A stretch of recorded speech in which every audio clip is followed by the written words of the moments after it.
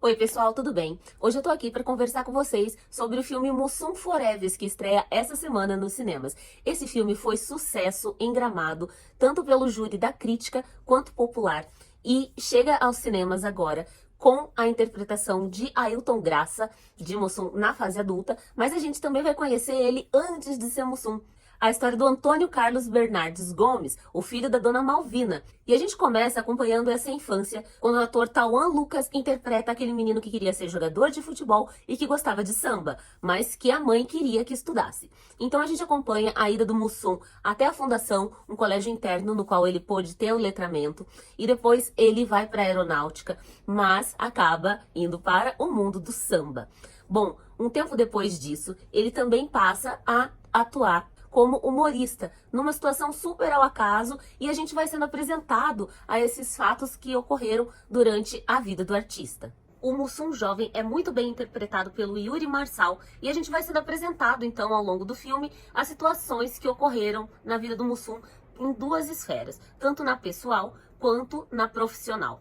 Quem faz o elo dessa vida pessoal é sempre a mãe do Mussum, a dona Malvina, que é muito bem interpretada pela Cacau Protásio na primeira fase e depois pela Neuza Borges, que também está excelente no filme. Eu senti que pela questão do tempo, muitas coisas ficaram apenas tocadas, mas a gente não consegue ter um aprofundamento nessas situações. É o caso da relação do Mussum com as esposas, a relação do Mussum com os filhos. Então é escolhido esse recorte de Mussum e Dona Malvina, a mãe dele, e também da ascensão do Mussum enquanto artista.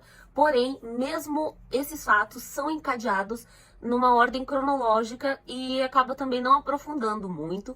Eu senti falta de mais Trapalhões. Eu entendo que foi um recorte do Silvio Guindani, mas eu gostaria de ver mais os Trapalhões em tela. O destaque nessa fase dos Trapalhões é para a recriação de algumas esquetes do grupo humorístico que ficaram muito engraçados. É muito bacana ver e a reação no cinema é muito legal no momento em que essas esquetes aparecem.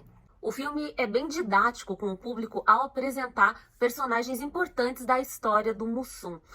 Quando entra Grande Otelo, Chico Anísio, o diretor Maurício Sherman, o Boni, todas essas figuras estão lá, até mesmo Elza Soares, no caso da carreira de sambista.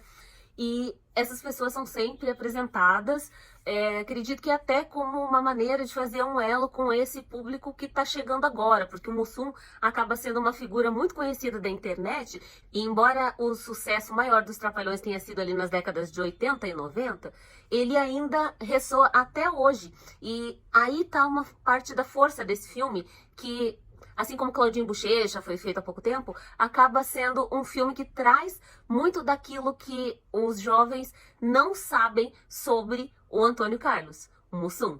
O filme aborda ainda a relação do humorista com a Mangueira e, na minha opinião, é um filme que funciona como essa explanação de quem foi o Mussum, mas que não consegue se aprofundar muito nas relações.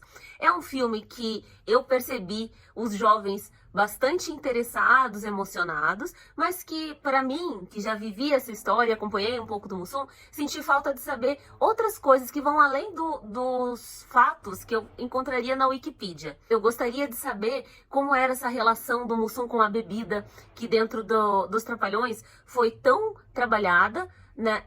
E num humor que hoje já não funciona mais, né? O bêbado na televisão. Mas como era o alcoolismo para o Mussum? Ele era de fato alcoólatra ou não? Isso é uma questão que eu saí do cinema sem saber. E até entendo que talvez seja uma situação que o diretor não quis abordar. Ele quis mais fazer esse recorte daquela pessoa. Mas a gente é múltiplo, né? Então, assim, pode ser que o Mussum tinha ali várias facetas que a gente não vê explorado nesse filme e que deixaria mais rico o personagem. De qualquer forma, é um recorte válido, interessante e uma porta de entrada. Eu gostaria que fosse feita uma série sobre o Mussum e até, por que não, sobre os Trapalhões, trabalhando mais essas outras figuras, mas aqui nesse caso a gente está falando da história do Antônio Carlos.